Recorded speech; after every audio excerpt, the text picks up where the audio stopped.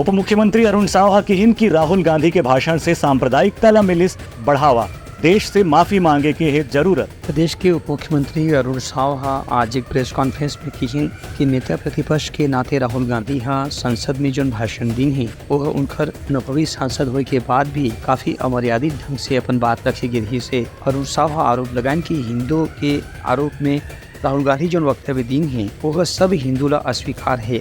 खबर कि कोई भी हिंदू आदतन हिंसक नहीं हो सके। एक बाद भी राहुल गांधी हाथ जानबूझ के ऐसे भावनात्मक मुद्दा न छेड़े की कोशिश करी जेकर से भारत के बहुसंख्य समाज आहत हो जाए। भाषण हुआ, उनके भाषण में राष्ट्रपति के अभिभाषण की कोई चर्चा नहीं हुई। ये शब्द भी इस्तेमाल नहीं किया कि मैं राष्ट्रपति के अभिभाषण के धन्यवाद प्रस्ताव पर बोल रहा हूं।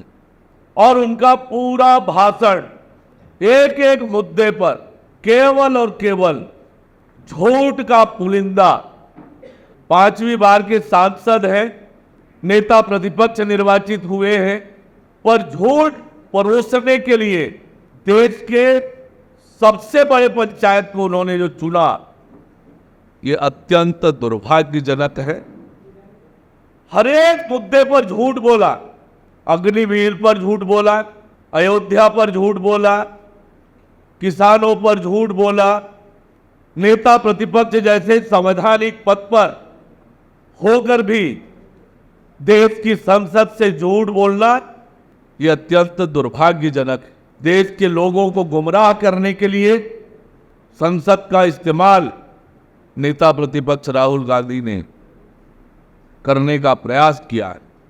जिस प्रकार से उन्होंने कहा कि जो लोग अपने आप को हिंदू कहते हैं वो 24 घंटे हिंसा हिंसा हिंसा, नफरत नफरत नफरत, असत्य असत्य असत्य बात करते हैं।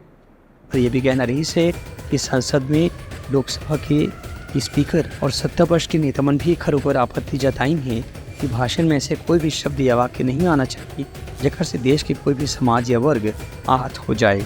Bureau report, Uttaranchal news.